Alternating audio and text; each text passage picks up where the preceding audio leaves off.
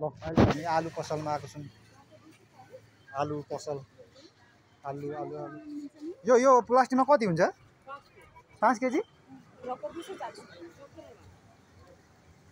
5 KG यसो 5 केजीको चाहिँ कति? ठ्याक्कै सुनजोखाइ हुँदो रहेछ त दिदी यो त अनि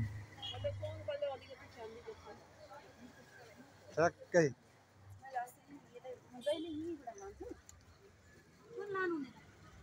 जुन भयो नि उस्तै त हो नि। छान्नु पाइँदैन होला।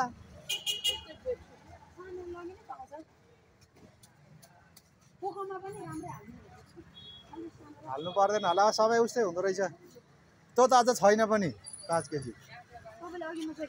यो ठ्याक्कै छ 5 यो चाहिँ।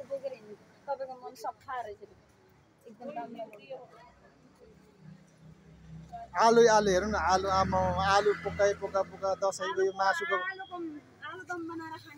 आलुको दाम आलुदम बनाएर खाने रे। आलु चप बनाउने आलुको झोल बनाउने हैन गरी अनि खाने हो यो बोकेर हजुर उ थपिसक्नु भएछ लिएर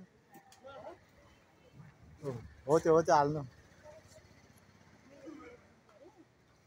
जोखेर यस्तो हो अब नर्साउनु आन्टी फेरि जोखेर लानु भन्नुभयो नि त्यही भएर जोखेको मैले त हो त त्यही लाने हो। अब प्याज चाहिँ कसरी हो?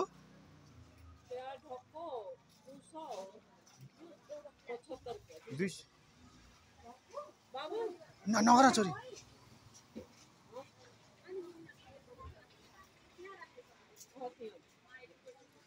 प्याज नलाने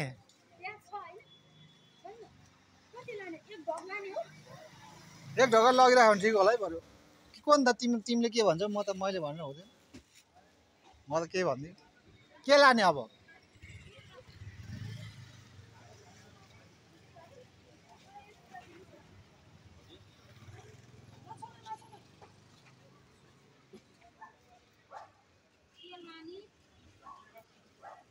अनि अरू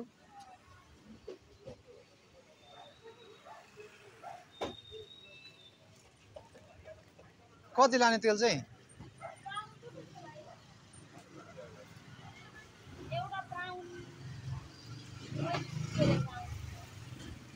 तल कति भयो? तल 30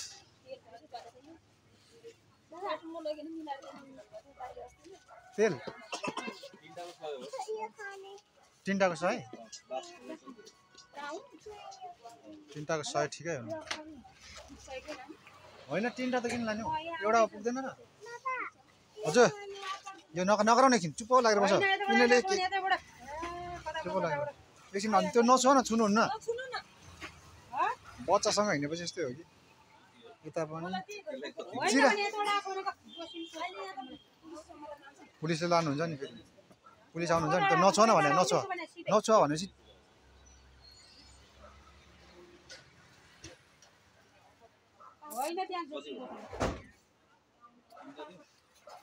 जिरा चाहिँ कसरी छ अझै? जिरा कसरी हो?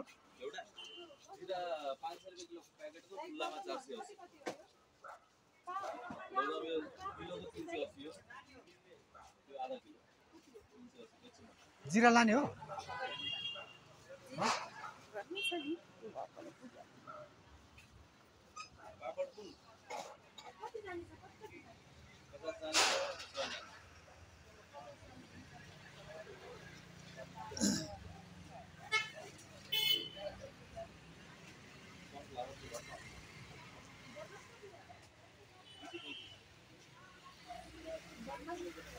के हो 5 रुपियाँको के डिस यो कम जल्छ नि फाइदा हो?